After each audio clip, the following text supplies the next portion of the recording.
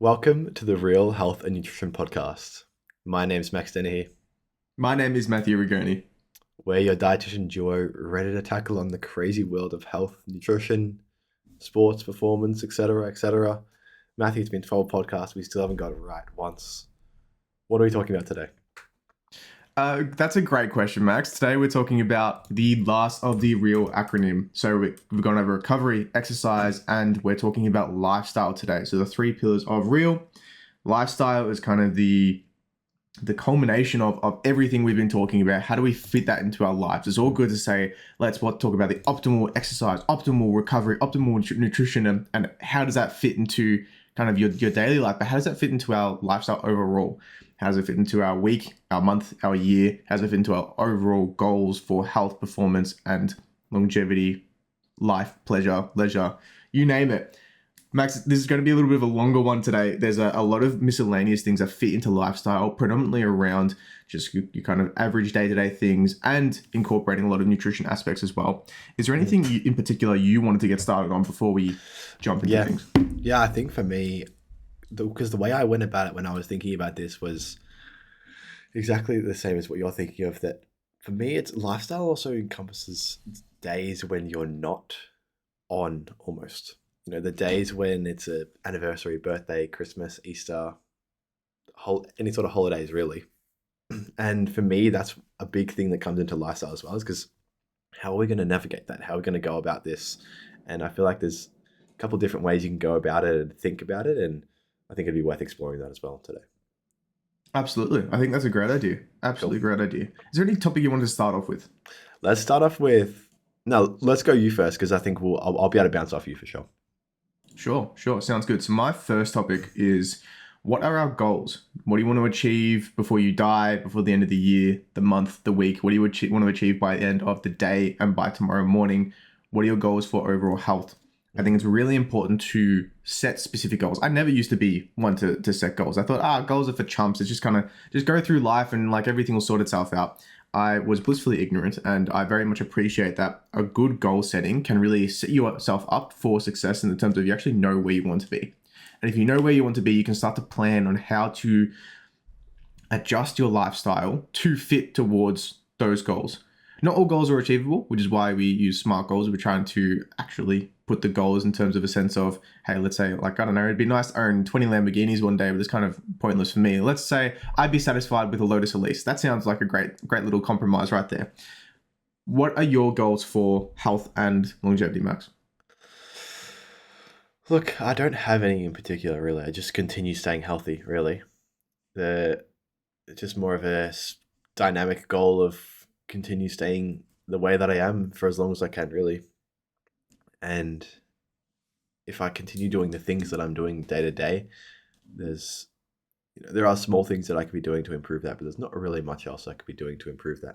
I'm sleeping as much as I need to be sleeping every night. I'm eating decent diet that's going to help to achieve that. My stress is relatively low. I'm physically active every single day, so there's nothing really in particular that I need to look at my life and go, okay, I need to change this and this and this. I'm sure if you got the kind of optimal obsessed type in this podcast, they'd be like, oh, you should be doing like 45 minutes of zone 2 per day, and then otherwise your cardiovascular function is going to decline, and blah, blah, this, blah, blah, that. Like, yeah, sure. But realistically, for most people, they're not going to spend an extra 45 minutes on a bike in trying to achieve zone 2 for the potential benefit of long-term cardiovascular health outcomes when they're already exercising 5, 6, 7 days out of the week. Yeah, and for me, this sounds like the biggest cop-out in the world, but this is genuinely true. Doing those extra things are going to add an unbelievable amount of stress to my life, which is going to completely negate all the positive effects I would have had from those additional things anyway. So there's no real reason to do them. If I don't really, I know how much doing the extra cardio would improve my health and longevity, but it's not, the trade-off isn't worth it. Yeah, I find it's often an interesting conversation, especially for those individuals who potentially favor one area of health over another one. So I definitely favor the mental health aspect a little bit more than cardiovascular health, just very slightly. But from a mental health aspect, it's also very much about enjoying life, enjoying your get day to day. I don't mind spending time on the bike, absolutely, but it's more so about what does it displace. In terms of myself, it would mean it displaces ability to work on my own things. That means potentially financial stress, further financial stress, and then a potential a little bit of a cascade of events that comes from that. So absolutely, it's definitely my plan to incorporate that moving forward. But for right now, not necessarily in my specific goals either. Mm, mm. Yeah, absolutely. Absolutely. Completely agree. That's exactly what I was getting at, in that it's going to make my mental health significantly worse. And it's just not a trade off I'm willing to take, really. And if I specifically needed to do cardio for whatever reason, I'd be happy to sub out things in my life for that. But I'm not going to add to my life. And at the moment, I don't feel comfortable subbing out anything.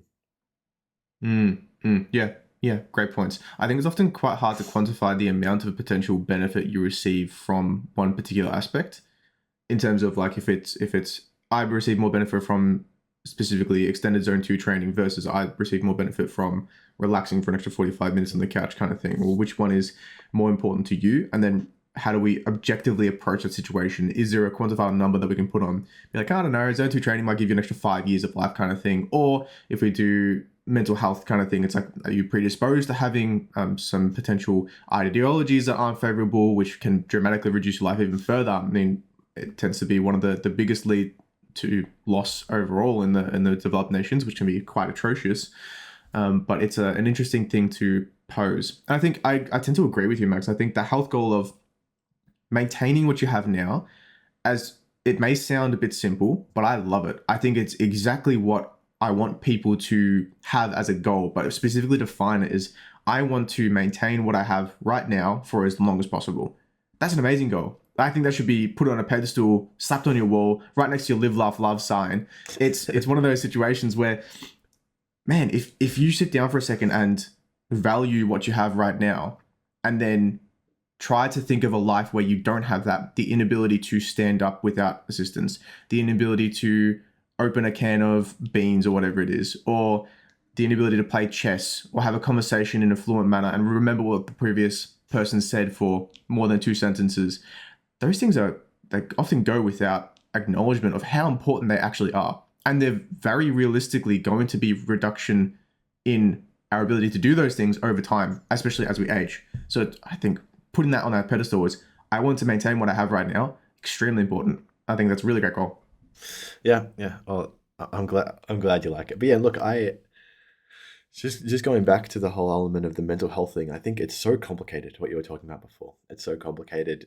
The reason being is because there's so many variables here, and you can't focus. You don't want to focus too heavily on one and then ignore others, or there's just so many things going on. And with that person sitting on the couch versus running, or going on the bike doing cardio, and figuring out, even asking the simple question of what would make you happiest is difficult, just because of the positive benefits we get from the bike aren't just physical. There's mental health positive impacts as well that you get from that. Whilst you might not feel like doing it at the time, post doing it, you're going to experience positive mental health really most of the time.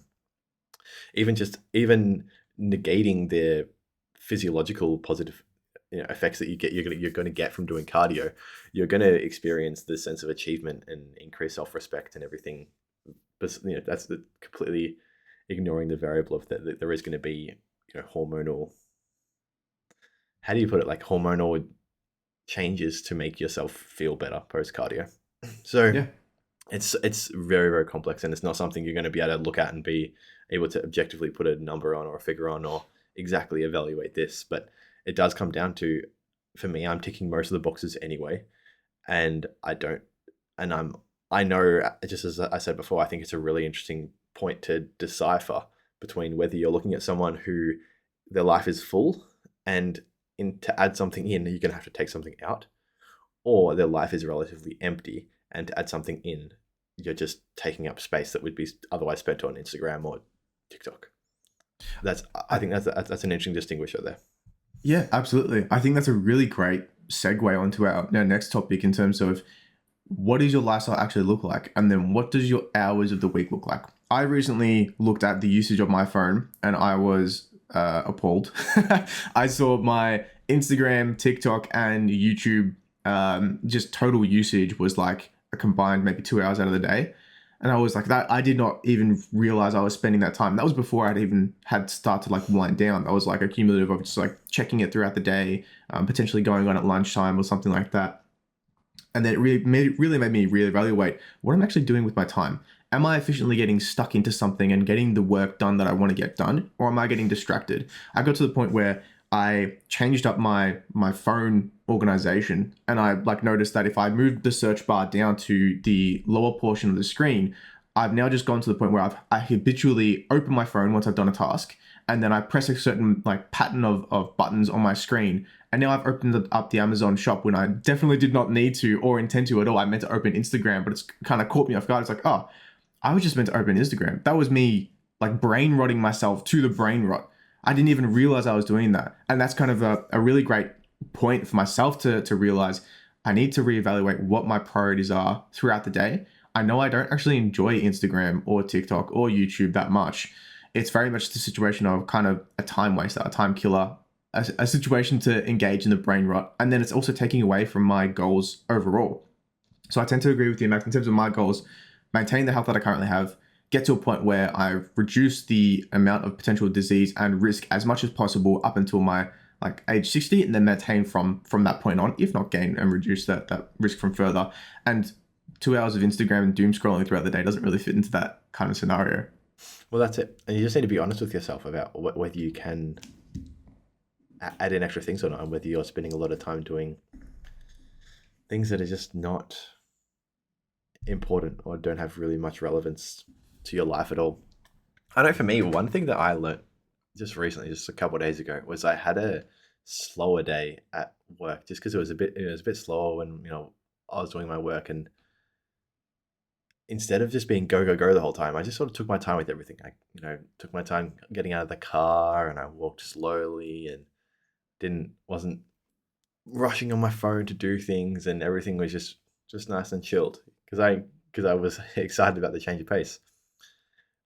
But I still just had a full day.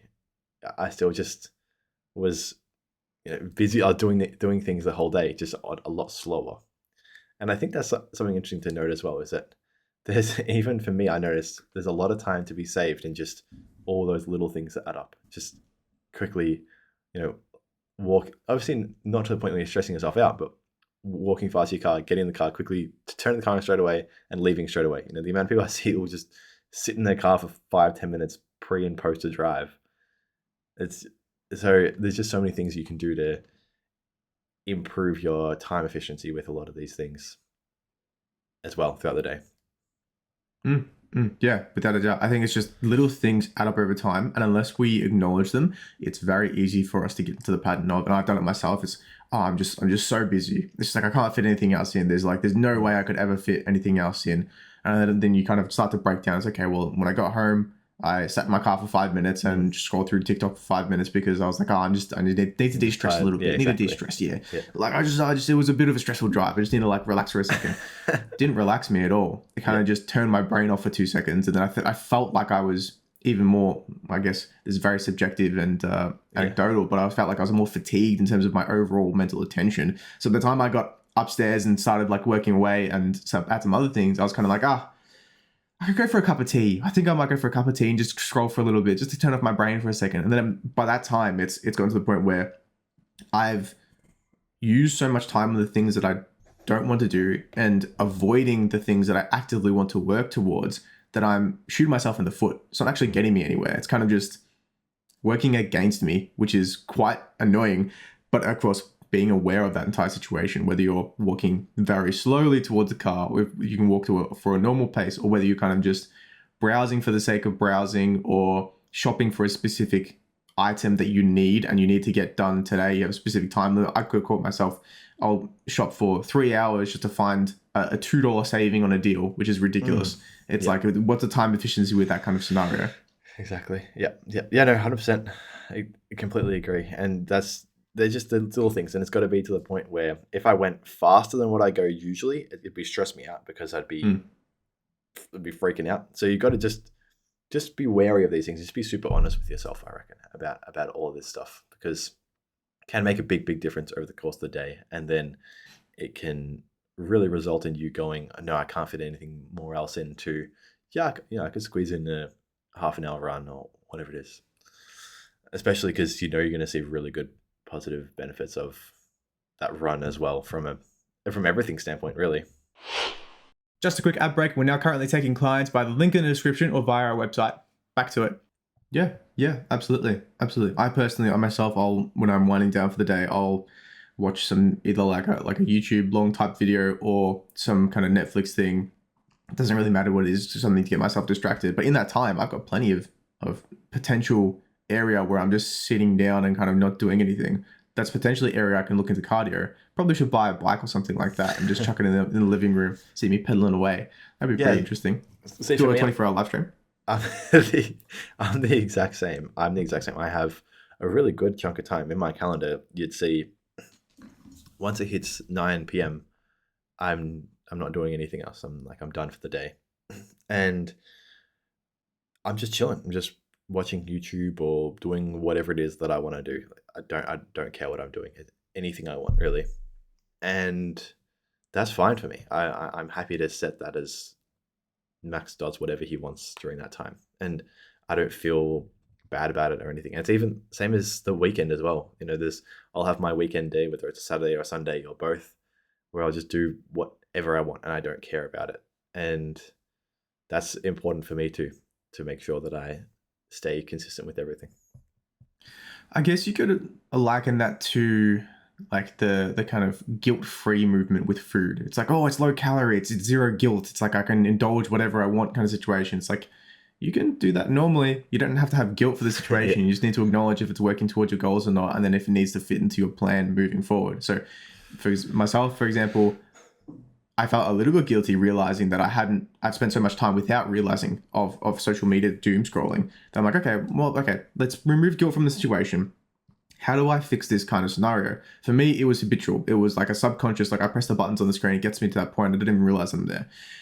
If I can switch up that entire scenario, I don't know if it's very easy on Android, on iOS, if you can like move around the things. Yeah. Oh, it is? Okay, cool. Well, you just remove it from your home screen. That's what I did. So my phone looks like this. It's like I've just got my calendar, my battery, and my Spotify. So I've got no Instagram or anything on my. And if I want to get to Instagram, I have to search it up. So I feel like that. Whoops. Yeah, my problem was that the searching was quite easy for me. So I would literally just like scroll up, press the buttons in the search pattern, and then it was there. So I had to move the search bar itself to a different location or kind of just adjust it around. But in that scenario is how do we adjust and work around that kind of situation? You don't need to feel guilty for enjoying social media. You can spend time on it. It's not a problem, but it's only a problem if you realize that it's getting in the way of you achieving your goals, whether it's for monetary gain, personal leisure and pleasure, whether it's for fulfillment or for health goals. There's all these scenarios that we need to be aware of what's actually limiting it. And if we can adjust, but of course, finding a balance that works for you. It's okay to doom scroll for a little bit. It's not a problem. Yeah, exactly. As long as it's working towards that scenario. Exactly. And there's two. Exactly. It's okay. That's absolutely fine to just spend time to do whatever you want. And, you know, someone could come up to me and be like, well, you could be doing cardio in that time from 9 p.m. to 10 p.m. Why aren't you doing that? It's like, well, because that's just not sustainable for me.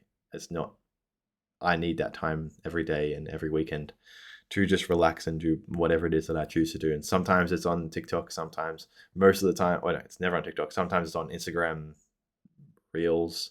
Sometimes it's on just YouTube long. Most of the time it's on YouTube long format, to be fair. Sometimes podcast, whatever it is. Yeah. But I need that. I like that. That's something that I need for me to just chill out. And everyone's going to be different. Some people might need to finish at 5 p.m. or 6 p.m. and have the whole rest of the day. Or everyone's going to have their own different threshold. And that's where my threshold is for me personally. And I shouldn't be made to feel bad because I do need time to switch off. Yeah, absolutely. And I think most people do. I think being a robot working exactly. Everyone does. From 6 a.m. to 11 p.m., I think very few people can do that efficiently and maintain a kind of normal balanced lifestyle. It just doesn't really work like that. 100%, 100%. Well, yeah, and yeah, completely agree. Otherwise, you'd be some, I don't know, You'd be either Elon Musk. slave or a billionaire. I feel like they're kind of your two options in life, really. They're your two Mm, paths. Should we get chatting on to one of my things that I want to talk about? yeah, absolutely. Okay. So I think for me, the whole idea is for this, because this is obviously very left field, but the whole idea for me is what do you do on days when you're not on in your routine? The big ones are obviously Christmas, Easter, birthdays, anniversaries. And for me, the reason why I think it's important is because if there was just one Christmas and that's it for the whole year, you don't need to talk about it. It's pretty obvious. Have the day off. No one gives a shit. But the reality is that if you're someone who has a decently large family, who's has someone is someone who is like a family is very strongly connected together, and you're in a relationship, and fuck, the list goes on. If you celebrate certain, religious holidays, whatever it is, that can add up to at least a week. If you got Christmas, which is 2-3 days of the year, you got Easter, which is 2-3 days of the year, a couple of birthdays or maybe a few birthdays, an anniversary. I don't know what else I have here, but there's just lots of things, right? There's lots of celebration days that it adds up, and so it gets to the point where it's actually becomes relatively important, really. 1 to 2 weeks out of the year. I'd say, would you agree 2 weeks is a rough estimate of how many, or like over the course of the year, would be spent doing celebration days? Yeah, I'd probably put it somewhere near that. Usually they fall on the Saturday, Sunday, so most people are working in that scenario. But again, it's one of those situations where there is a variation, and of course, to different between cultures. I think there's a very Mm, much a different scenario, or the family situation, a few different 100%. variables. Yeah, yeah. So I'd say, look, anywhere between a week to 2 weeks is going to be most likely for most people. You're going to fall into that bracket. And then for me, I feel like that it does reach the threshold of becoming actually important and something that you need to think about and have a plan of attack for it, rather than just take it as if it was a 1 day out of the year, just take it as, man, who gives a fuck, just do what you want kind of thing. Like, it can't be that bad for a day. It's not really going to affect anything. I think, yeah, you do need to have a plan about it, and you need to decide. I think personally, there's two categories you can really go, and I'm sure there's actually a bunch, but the main two categories I think you could really really go about it would be the first one being, and the one that I thought about for a long time was that if you're someone who's very competitive and really cares about this stuff, you can actually see this as a really good thing, because you can see this as, I'm going to be on for these days. I'm not going to take them off, and essentially I've got 1 to 2 weeks edge on everyone for this year, or for any given year, really. Because if they're having the day off, which they probably are, the reality is they probably are, then you've got that slight edge for them. And if you're someone who's very competitive, trying to do the best you can in any given sport, that can be something you think about. And the other one is pretty much the complete opposite of just going, I'm going to really use this time to relax. I'm going to really use this time to recharge and really ensure that when I'm on, and when I'm off, I'm often relaxing. And that can be a really good thing. For example, you work really hard with your training or whatever it is up until Christmas, and you have a good 3 to 4 days off, just completely chilling out, and that makes you work even harder, because instead of being on all day, every day, 24/7, 365 days a year, you actually get times where you're just chilling out and resting. So they're kind of the two camps I can think about. It's obviously a lot more nuanced than that. There's a lot deeper I could go into it, but they're kind of the two camps that I think really that you could kind of fit into. And I think both are fine. Yeah, yeah, absolutely. Just evaluating what do you want? What are your Yeah. priorities? How do we fit into that scenario? Yeah. Yeah. I think just asking yourself honest questions, like on your birthdays and Christmases and things like that. Just asking yourself honest questions about how much fat would I be able to gain in a day? And just crunching some numbers for 2 seconds is going to get you to realize it's not going to be much at all. It really isn't, especially when fats. I'm I've kind of just been processing this for the last couple of months. This sounds like the most basic thing to process, but it just has been on my attention radar, is how calorie dense fat is in general. 7,700 calories is a lot of fucking calories in 1 kilo of fat. And 1 kilo of fat isn't very noticeable. You know, if someone puts on a kilo of fat, or 2 kilos of fat, or 3 kilos of fat, you don't really notice it. You know, so we're already up to 21,000 calories of fat, nearly 24,000 calories of fat, really. Uh, sorry, calories, and you haven't really noticed it that much. So I think that is good to just acknowledge as well. Yeah, yeah, without a doubt. And look, if you were to gain a kilo of fat and it's in a single day, I'd be very impressed. That's a good Yeah, effort to do that. That's yeah, like for most people, that's like a good 2-3 month not caring about anything, just like binging whenever they want kind of situation. exactly. Yeah, yeah, exactly. So I think, look, what I think would be best from a training perspective is probably somewhere in the middle. From a from a training perspective, I think you probably want to be on the end of this is where it gets a bit more nuanced. Is probably want to be on the further end that I was talking about that first time, which is going to be essentially there shouldn't really be, and this is an interesting question. I think we can go back and forth on this. In my opinion, on cases where it aren't emergencies, so there's, for example, someone has an emergency health problem, whatever it is, and so you can't train that day. That's absolutely fine to be an excuse. But I don't think days like Christmases, birthdays, or any sort of days really where you're out of your routine, I don't think that's an excuse to not train that day personally. I think you just got to find a way to work around it. And I don't know whether that's too harsh or not. I don't think it is, but if you're going away on a flight tomorrow, if I was going away on a flight tomorrow morning, and I needed to leave at 7 a.m. for to go to the airport, I don't think for me, if I really really care about training and all that, I don't think for me they'd be worth to be like, oh no, I just have the day off, whatever.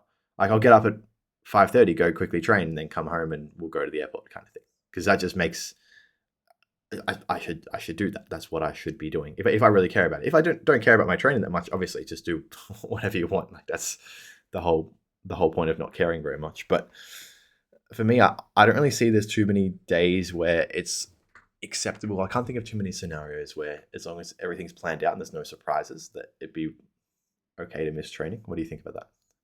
Yeah, I think it depends. So if you're going to like from United States to Australia or something like that, it's a very long flight. Probably going to miss training for a good couple of days or so, just during the whole transit and that kind of everything like that. So training beforehand might be a really good option, but it's also I personally prioritize sleep over training, especially during that Mm. very short term. If my sleep is interrupted, so I try to adopt the kind of Matt Walker oriented method, and I'm not going to try to explain exactly what that is. I think it's worth you going to find that research himself because he can of course articulate that much better. He is an expert in sleep, by the way.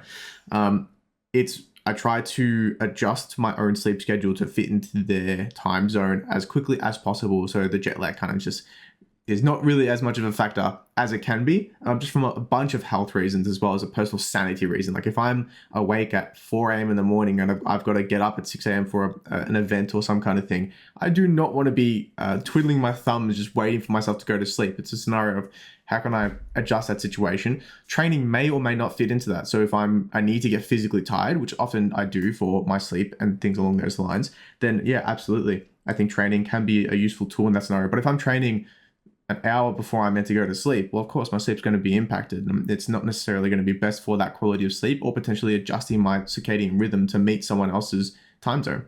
Mm. Does he recommend blue light blockers?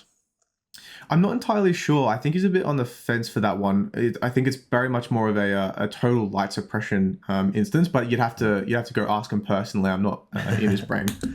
Yeah.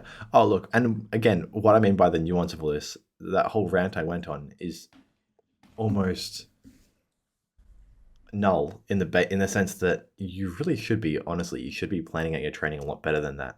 In that you should be resting that day. You should have planned a rest day. You should have planned a deload or some sort of a type of time where you can actually have that time off. So it's not going to be you're not fully training and going balls to the wall that during that period where you're on the on the plane. So that really should be the reality. And same for Christmases, Easters. I always plan my Christmases and Easters and holidays around having a rest day or having a deload week or whatever it is to ensure that I know that, well, I'm having this period of time where I'm chilling out and resting, it'd be good to pair it with the deload as well, just on a physiological sense, because everything is getting rested 100%, and also that I know it's probably going to be pretty difficult to get to the gym every single day. From a my family's going to want me around. I'm not going to have to duck off to go to the gym for a couple hours, kind of thing. Yeah. So Yeah. that's really what you should be doing. If you got a flight coming up in 3, 4, 5, 6 months, you should be planning ahead, looking at what your schedule looks like, when you're going to be deloading, and getting a really rough idea of that. Okay, flight's in 6 months. That means I probably want to do my second last deload around about 4.5 months away before the flight, and then you just kind of work backwards from there to get it so that you line it up as well as what you can.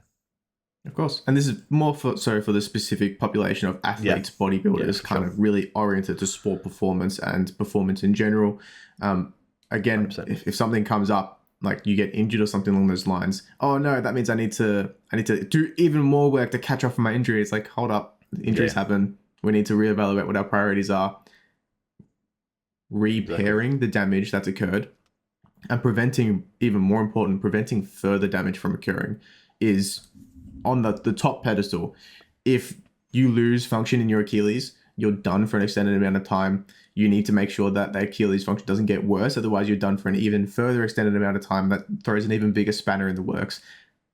Evaluating what the priority is in that scenario, and if it's appropriate to put a specific plan in place or maintain on the current plan that is in place. Often it changes, and that's okay. It's not a problem. You don't have to feel guilty about something like that. Of course, we should learn from our mistakes. If we've stepped on something wrong and rolled our ankle and it's funky like that, and we've got a history of doing that, well, it's probably a good idea to wrap yourself in bubble wrap for the rest of your life anyways. But trying to adapt from things that have happened in the past is always a great thing, of course, with preventing further issues from arising in the future. There's a reason why we try to learn, because we don't want to get stuck in the Stone Age, banging rocks together and hoping that makes fire. Yeah, 100%. And injuries are literally the worst. They're genuinely the most horrible things, especially because for me, I think this is very, very common. I know I've had this a lot as well. Once you get injured once, your body starts using other muscles in the same region which overcompensate. They get injured, and it's just this cascade that's so annoying, and it's just the biggest pain in the ass. And so yeah, completely agree that it just there is so many instances where it doesn't, where it's perfectly fine to just take periods off training, or just not train that day, or whatever it is, which is absolutely fine. But for me, I think when it's those things that are well planned, well in advance, you really should be organized enough to stay on top of it. And just like the whole thing is, just like what Matt was saying, if you don't care that much about your training, if you just kind of take it day by day, you go to the gym because I like it. None of this applies to you anyway. It's just you do what you want. If you wake up at 5:30 a.m. and want to go to the gym before your flight, go. And if you wake up at 5:30 a.m. and want to go back to sleep, awesome stuff. I personally think, Matt, is interesting. I'm not sold on the whole idea of should you sacrifice a bit of sleep to go train, or should you get more sleep? Reason being is because if you can guarantee that you're going to get a really good night's sleep, or be able to have a nap later that day, or get a good night's sleep the next day, it's really iffy to me as to whether you can kind of not have the best sleep the day before and then kind of catch up a little bit tomorrow. Yeah. What do you think? I'm not sold either way. I'm not sure. I thought about this a couple of weeks ago, and I thought it was really interesting. So we went through recovery, the podcast on recovery, mental, which I think was and physical as well. Really great listens to. If you haven't listened to them, by the way, go listen to this one. But it was more so on the topic of sleep is so important for our overall health, our reduction in potential major adverse cardiac events. It's amazing for our mental health and our ability to function cognitively. But if you don't exercise at all, you're not going to see gains in muscle mass, size, and strength. So how do we flip that around? If I'm sleeping 10 hours a day because I notice that's the absolute best I function, but that means I'm not exercising at all, okay, well, then it seems like we're disproportionately applying one potential therapeutic treatment being sleep versus a whole range of positive benefits that we're completely missing out on. We're just completely throwing that under the bus. We're not even acknowledging that right now. And I think finding a balance between the two, hence, R.E.A.L is all about finding a balance with what works for you and a specific plan. I think that's the most important thing in this scenario. If you're unable to exercise and perform adequate activity because you're sleeping for a potential 5% benefit to your cognitive ability, which may or may not fluctuate on a daily basis depending on the quality of sleep, or if a bird called in the morning and woke you up, it seems like our priorities aren't exactly in the place that I would personally put them.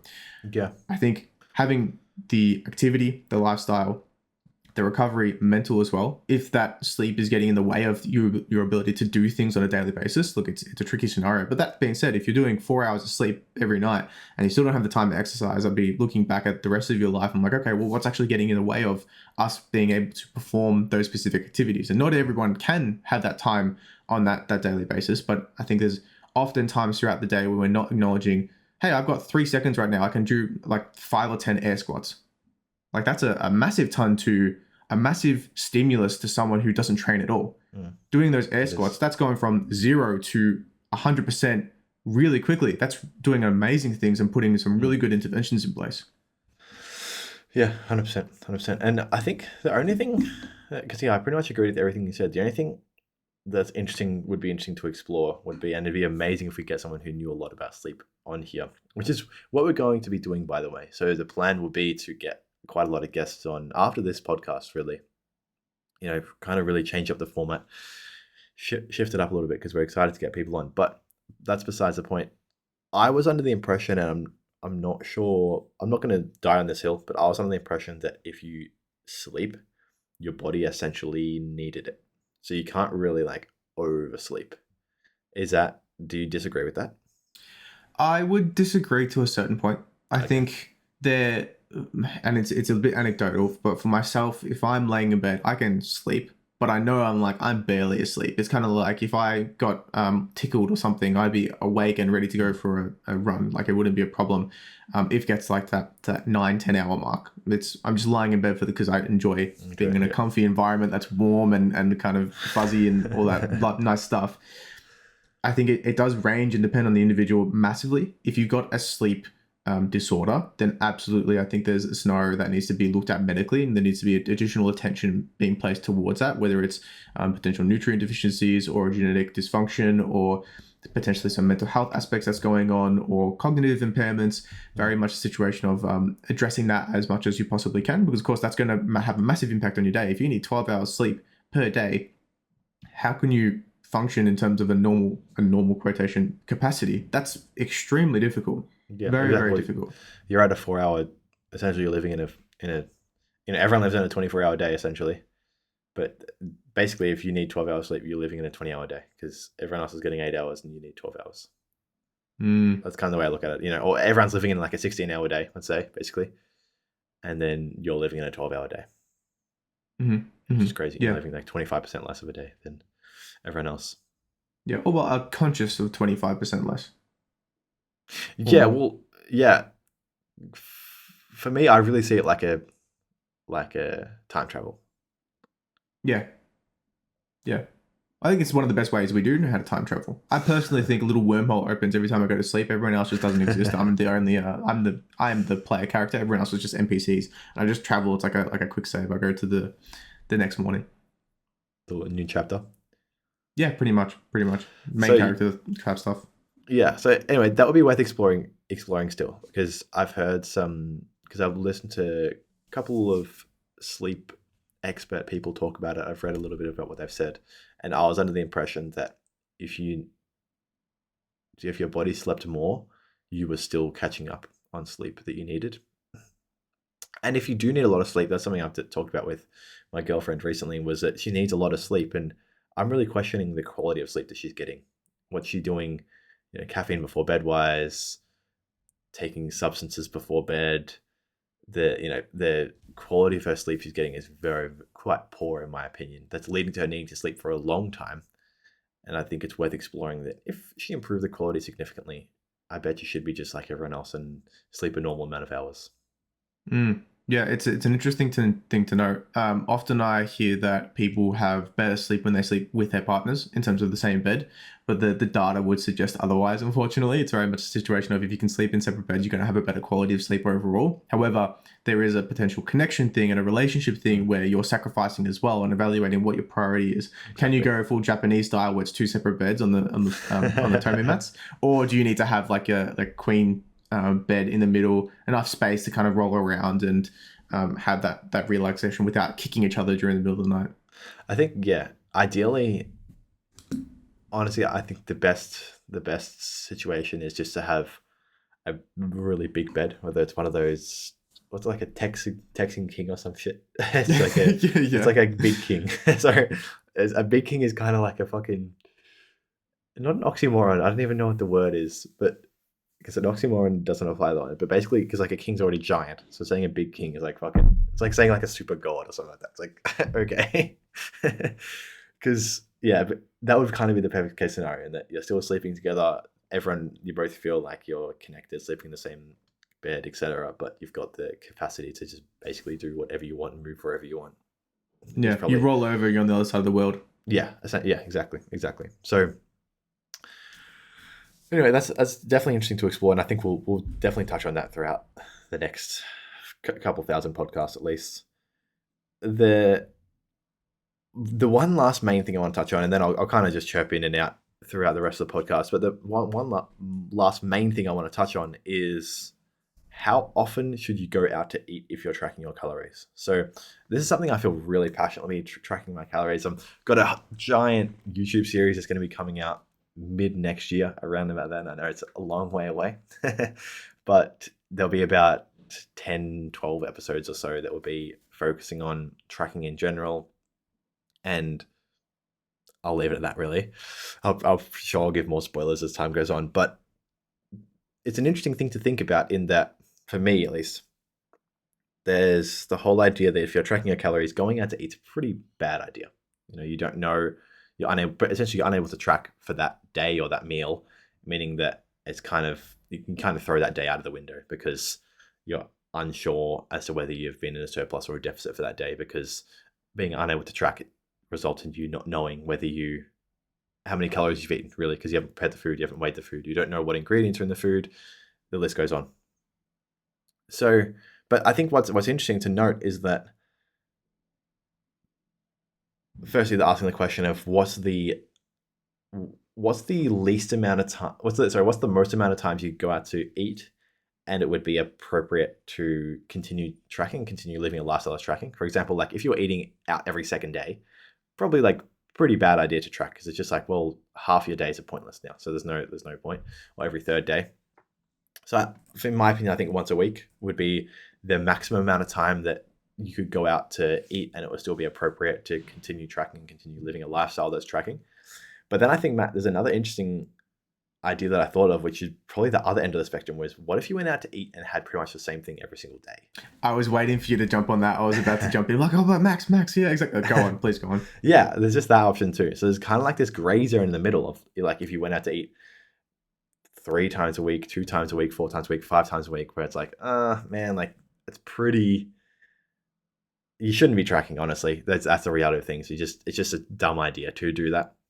And there's this little green zone, which is every day, and then there's the other green zone, which is anything essentially once a week or less, really, what I would consider. And this is all just my opinion, but the reason being is because when the whole point of tracking is to ensure that we know how many calories we're eating, and if you're having more than one day out of any given week where you don't know how many calories you're eating, it's kind of got to ask yourself the question of how valuable is this that I'm, putting all this effort to do it, kind of thing. How much value am I getting from it? Yeah. The effort to reward ratio would be significantly decreased if you had additional takeaway and or eating out multiple times a week. It's specifically for if you're having different kinds of foods, having Nando's one day, Hungry Jack's another day, having your local Thai place another day. Differences in sodium intake is going to adjust with and impact your ability to weigh yourself as well. There's going to be fluctuations in total carbohydrate intake, especially if you go to, let's say, the same joint and it might be like a burrito style joint, but Jimmy makes it different from Janine, and then one puts more meat, one puts less rice. The scoops are different in terms of the size and generosity. There's just so many factors and variables that you aren't able to control, which can impede your ability to track. Hence the reason why I don't recommend tracking for pretty much anyone unless you're making your own meals for every single meal. And even then, it's like, well, is it really necessary? Because you already know exactly what you're eating, and kind of just reducing it by a total volume perspective might be an even better method to actually do that once you're aware of what actual macros look like for each type of meal. Yeah, yeah. Look, there's so much that goes into it, and yeah, you're completely right. And the whole idea would be if you were going out to eat every single day, it would need to be the exact same meal, and make sure it's pretty standardized. Just like we were saying about the Jimmy versus Janine situation, that's could 100% happen, and that's going to be a big thing, a big variable that goes into play. So yeah, you need to pick specific meals. Something like a burrito could work okay because it probably is decently standardized, a burrito. But something like a Caesar salad, for example, fuck, you can put in way more banana, way more bacon, way more cheese, way less Specifically the lettuce. sauce Yeah, as well. sauces, How much of a exactly. squirt do they normally use? Exactly. That could be super variable between people. So there's just those things which are going to be really different, and I really love the reward to ratio. And I'm going to try my best to remember this when I talk about it in my my YouTube videos. If you can just write down 45 minutes, Matt, that'd be great. Yeah, no worries. Just because I love the concept you brought up then, Matt, about reward to ratio. And the whole point is that, because I talk about that a lot, but what you made me just think about then was that it's not only the reward to ratio from this sense that when we look at like across, so like when we look at, for example, the no reward to what is reward to effort ratio essentially, which is in the sense that in the tracking sense we have a lot of effort and we get a decent amount of reward from it. We get a really good sense of exactly how much we're eating. And if you're doing something like intuitive eating, which we'll definitely talk about at a later podcast, you're essentially putting in a lot less effort, and the reward's pretty high. So I would consider the reward to effort ratio to be better for intuitive eating. But if you focus purely on results, obviously tracking is going to be the way to go. But something you really, which really jogged me well then, was the whole idea that if you are going out eating twice a week, the effort's still just as high, and the reward's only dipping significantly because you're still trying just as much to track everything, but you're just impeding the reward you're receiving, which is almost making it to a point where it's like the reward could be similar as intuitive eating. And then it's like, holy shit. So the only difference, the reward's the same. The only difference is the amount of effort you're putting in, which is like, well, then it's an obvious choice kind of thing. So that's an interesting thing to think about, is that the amount of times you eat out or the amount of times you're fucking up for your tracking, you're significantly reducing the reward. And then you look up at the amount of effort you're putting in, you go, holy shit, this is intense for sitting down on my little pedestal for the amount of reward I'm getting for it. Max, I track everything. I track my water I have during the day. I track my macros. I track everything, and then I can't really figure out why I'm not getting to the goal that I want to. Does it something to do with me eating out 5 times a week and Janine swapping out for Jenny, swapping out for Jimmy, in terms of who's making my burritos? I potentially that might be something to do with it. I don't know. A little bit suspicious in terms of that. Yeah. Yeah. It's such an interesting concept to think about. I love it. And that's why I'm doing fucking basically a whole year of YouTube videos worth of stuff on it, because it's very interesting. And people just don't talk about it, in my opinion. It's not spoken about much at all. Yeah. Especially how to weigh your food accurately. It's like, just weigh your food. It's like, yeah, but you're weighing the food that you're not eating as well. Are you weighing the chicken bones? Almost guaranteed most people just weigh the chicken and then like just chuck out the drumstick and be like, oh yeah, I had like 40 grams of protein. It's like no problems at all. It's like, yeah, but you chucked out like 15 grams equivalent of total mass as well. You're not acknowledging the entire situation. It's not exactly like the easy situation that we can guess. Going through our uni degree, we did an experiment where we all estimated the amount of grams of a particular substance in a bowl. We were all so off. It was ridiculous. It's almost like no point even trying to estimate just from visual alone, unless you're an absolute laser-eye genius who's done it for multiple years at a time. It's one of those. It's pointless. Yeah, that's exactly one of my Instagram posts that I'll be putting out sometime between tomorrow and 2028, which will be just rough guidelines for people out there. which will be, yeah, essentially, it doesn't matter how much experience you have. I don't give a shit if you've done it for 10 years, 20 years. You cannot accurately estimate how many calories a bowl of food has in it by looking at it. That is the biggest horse shit I've ever seen in my life. It's the biggest cope to be lazy, but to try and act like, nah, bro, like, I'm so not even lazy anymore because like I'm just that good, bro. I'm just built different. Like I can use my laser eyes. I can measure grams and total mass with my eyes from a like a radiation perspective. It's just like, Ridiculous. no. Just admit that, hey, look, hey, tracking's really hard, man, and it's just not for me at the moment. It's just not something that I can sustain with at the moment. Might be something I can get back and do one day, kind of thing. Just that's a pretty easy sentence to have.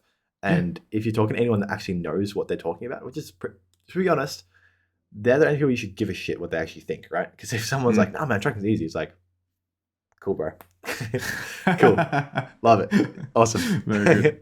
glad you have that opinion." Because then, as soon as someone says something like that, you're like, "Well, fuck, I don't give a shit about what you say," because you obviously don't know anything about what it's actually like. Quick ad break, guys. Remember to click the first link in the description to check out our dietitian consultations and services. Back to it.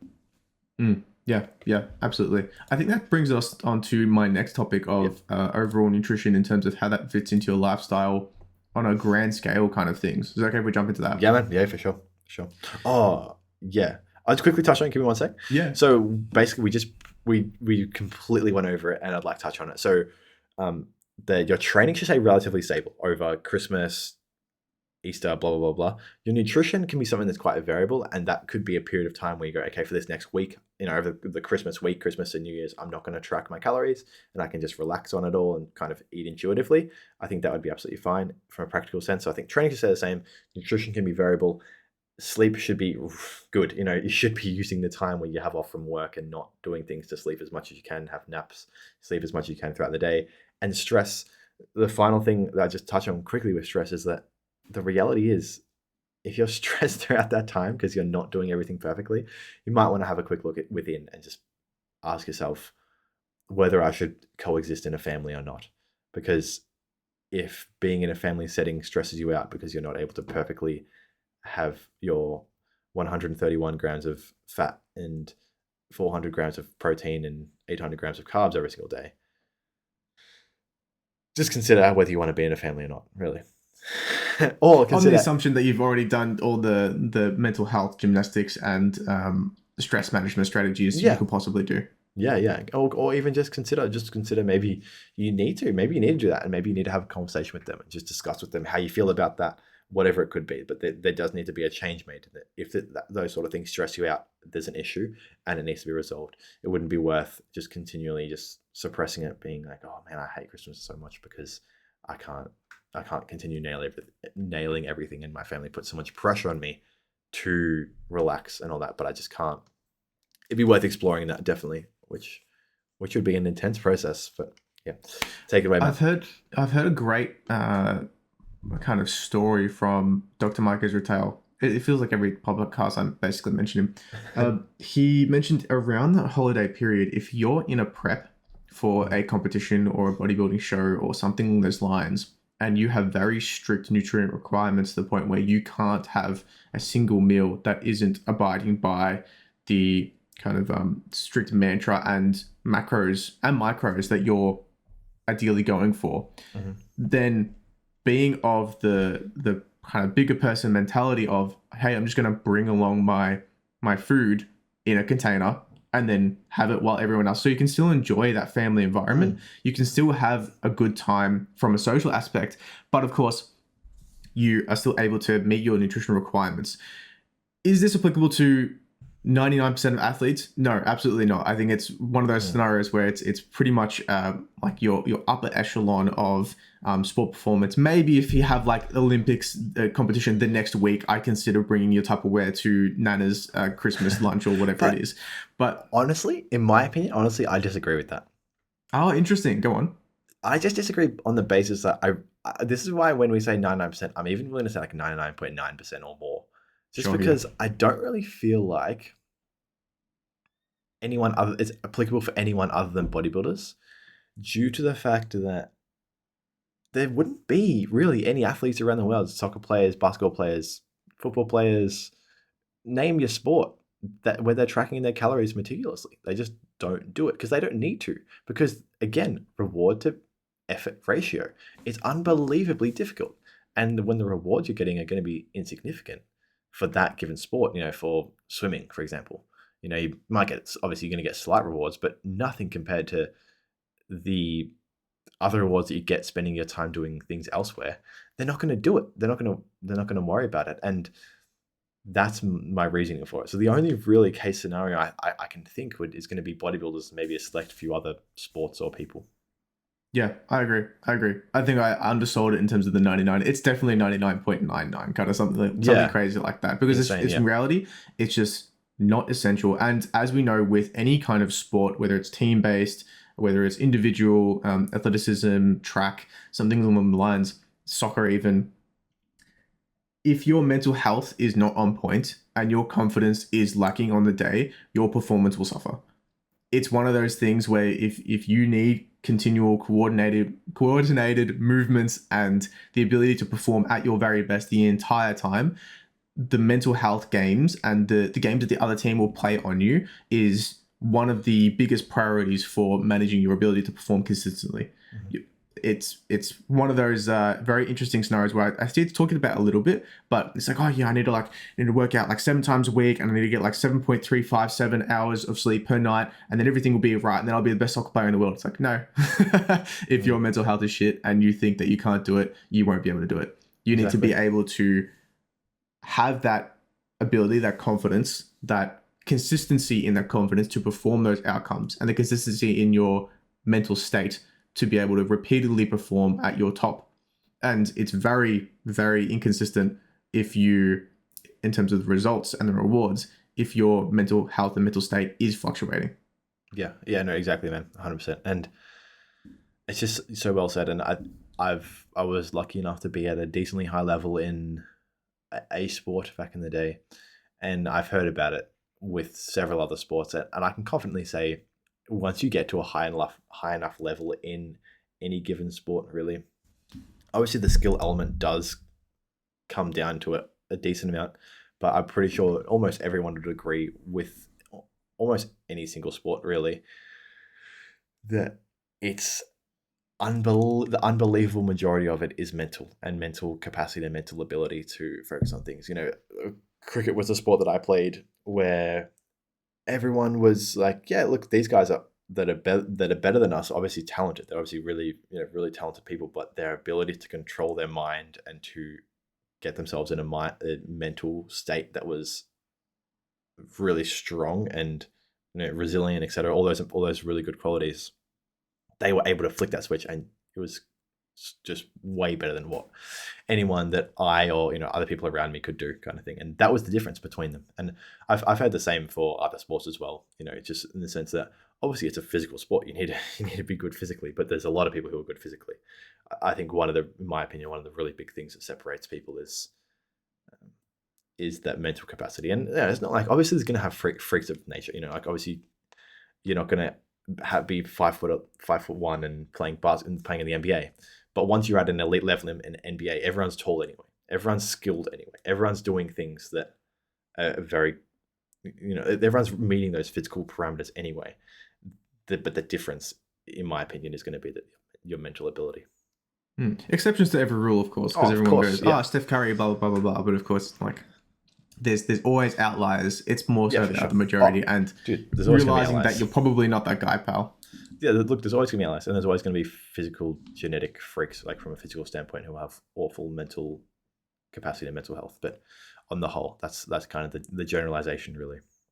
And the good thing that's the other thing about bodybuilding is that there's such little, I don't want to underplay it because I'm sure there's some element to it, but in my opinion, there's such a little mental element to it anyway. You could be feeling like shit, hop on stage and you'd still be fine, because you don't need to perform. You just need to get up and pose, and that's it, really. You don't need to, there's no insane tactics or things you need to think about like there are in other sports, soccer, cricket, basketball, football, etc.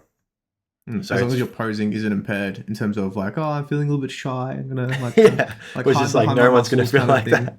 No one's gonna feel like that. So it's really not something. So if the week before, if a big spag bol or your chicken and rice is going to be a difference when you're feeling happy or not. You're still going to choose the chicken and rice because it always comes down to like the cost benefit kind of thing, right? Yeah, absolutely. Absolutely. On the topic of chicken and rice, how does chicken and rice fit into your weekly kind of meal environment, your standard dietary pattern? Are you the kind of person that needs to have pre-cooked frozen meals delivered to your door, and that's how you're able to get through the week? Or can you cook throughout the week from both financial and a flexibility perspective? Or do you need takeaway every single night? What are the priorities? How can we address this kind of situation? Is it working for you? So if you have, let's say you've just come back from a heart attack, generally we apply a low sodium diet just for the prevention in raising blood pressure, which we can get down like kind of rabbit hole. Check my Instagram. I did a recent post on that one. In terms won't of be recent anymore. No, probably not. A month and a half ago. Yeah. In terms of applying that specific dietary therapy or adjusting your diet towards those goals, is there flexibility that you can adjust things? Can you change one of the pre-cooked meals, one of the frozen dinner meals into something else? Is there frozen dinner meals that are better options? Do they have better macros? Do they have high proportion of certain micronutrients that we need? Is it very much a situation of how can we adjust? If you're iron deficient, choosing the chicken meal might not be the best, or choosing the vegan meal definitely isn't the best. Like, how can we increase the total red meat concentration? Then can we pair that with some non-heme iron sources, so some high iron sources from plants such as your spinach and things along those lines, leafy greens? There's always things we can do to adjust and fit in towards our plan moving forward. I think it's more so about acknowledging specific areas that we can. It's perfectly fine if you're the kind of person absolutely hate cooking, will not do it, no chance at all. Frozen meals may be an option, or one of those pre-packaged meals like your, I'm not going to name anything because you don't sponsor me for the name of those ones, but if you get delivered to your door, can you choose something that's working toward your goals? Is there something that's edging closer towards that? And then of course, when you get to the point where you're plateauing in terms of your progress towards that situation, maybe we can reevaluate and adjust some other things. There's always things we can do to remedy the situation. It's not flip everything. It's like, oh, I need to cook every single meal and I need to chop all the fat off my chicken. I cannot have chicken thighs. It needs to be weighed to the gram specifically, and it has to be a certain moisture content. So I'm not adjusting for the concentration of protein per gram. It's very much has to be exactly like it. Relax, buddy. It's like there's the effort to reward ratio not there. It's not there. We're somewhere in between where it's like, okay, cool. Generally having kind of like 1.2 to 1.6 kind of grams per kilogram of protein per day. If I'm above or below a little bit, it's not the biggest deal in the world. It doesn't stress that much. But if you're focusing so much on that specific scenario of, oh, I'm overweight by 0.2 grams, that's okay, it's okay. But if I'm under by 0.3 grams, like that's my entire progress gone. The stress of that situation, and the reality is that you're probably not going to be working towards your goals as much as possible because the stress is getting in the way. That physiological response of like, I need to cramp up, potential CRP rising, potential inflammatory markers, total systemic inflammation, cortisol, big topic, bit of a buzzword, but potential for that low-grade cortisolemia. If you're stressed out the wazoo because you can't actually focus on just what the basics are, the fundamentals, getting that right, and without having that additional stress coming into it, I think we need to reevaluate what's important, and if working towards our goals efficiently is on the table, or if it's kind of just too much to handle in one situation. Yeah. The only thing that I was thinking about with that was the protein. Because I think he said, what did you say, 1.2 to 1.6? Oh, I'm talking for normal person, Yeah, like sure. bodybuilder. Yeah, sure. Yeah. So is that what you'd recommend, is it? I generally recommend a minimum of 1.2 for majority of people. I think if you're training like actively, maybe 3-4 times a week, 1.2 to 1.4 is perfectly fine. Up to 1.6 for like natural, who aren't like obviously going for that stage ready bodybuilding, natural bodybuilding competition kind of status. I wouldn't stress too much about anything too much crazy about that. If you wanted to go and spread that evenly throughout the day, that would be even better. But it's not going to be like, oh, like I only got 10 grams of protein at lunch, like my day is entirely ruined. It's like, no, like total protein matters the most. But of course, spreading it throughout the day is just that little bit better. I can't quantify how much it is, but on a theoretical basis, we're seeing additional benefits from spreading that evenly throughout the day. For sure, yeah. Yeah, interesting. So that's higher than what I thought you would recommend for Gen Pop people. Why is it so low? Why is it the the 0.84 so low for the Australian dietary guidelines? I'm not entirely sure. I think that's just to keep the normal person from fading away, to be honest. Mm. I think that's very much like a baseline, maintaining homeostasis, prevention of massive muscle loss over a period of time kind of thing. But if I'm going to be focusing on health and maintaining what I have as much as possible, I'm looking to gain a little bit of muscle over time. And if I get to the Yeah. point where I'm 70, 60 and I've started to plateau and my gains are very much on the decline from a gradual kind of time perspective, hopefully no dramatic drops, I at least have a storage of muscle that I can use to bounce back from my hospital visits or from my falls or from potential periods where I'm at bed rest or something along those lines where I can just really recover as quickly as possible. People often kind of don't acknowledge that muscle mass is one of the best indicators for how quickly you will get out of the hospital and what your outcomes are. It doesn't really matter what kind of what specific event got you into the hospital. The amount of muscle you have entering can directly reduce the time that you spend in hospital and the time that you spend recovering. Mm. Interesting. I wonder if it'd be interesting to look at that sort of stuff because one of the first things I'm thinking about would be that just because we know muscle is such a good indicator of youth in general, whether it would be that whether they controlled for age as well in those things. Yeah, that's a really good point. I'm not entirely sure. Just a very across the board kind of statement, but I think Yeah. it'd be really good to look into. Yeah. Yeah. I feel like my gut feeling is that when they're setting, so just to be clear, the Australian government, well, is it the government? Who even does sets it? The Australian Dietary Guidelines. So yeah, government Australian dietary guidelines, Yeah. E for health, It's that kind of basically it's thing. just a bunch of dietitians that set it really, and they set up what the dietary guidelines should look like for Australians. Really, no one gives a fuck about them. Like we could do a survey to anyone in the general public that have no idea what it is, but that's besides the point. What they recommend is 0.84 grams of protein per kilogram for males. I'm pretty sure. I'm guessing it's gonna be roughly the same for females as well, Similar, yeah. if not the exact same. And yeah, that's all we were discussing. Was then my gut feeling, Matt, is that they essentially just set the minimum that you need to have to, as you were saying, to essentially say the same amount of muscle, not fade away. And they've kind of decided that there's no reason going above the minimum. Yeah. I can read the rationale now if you'd like me to. Yeah, if you can pop it up quickly. So let's see. Cool.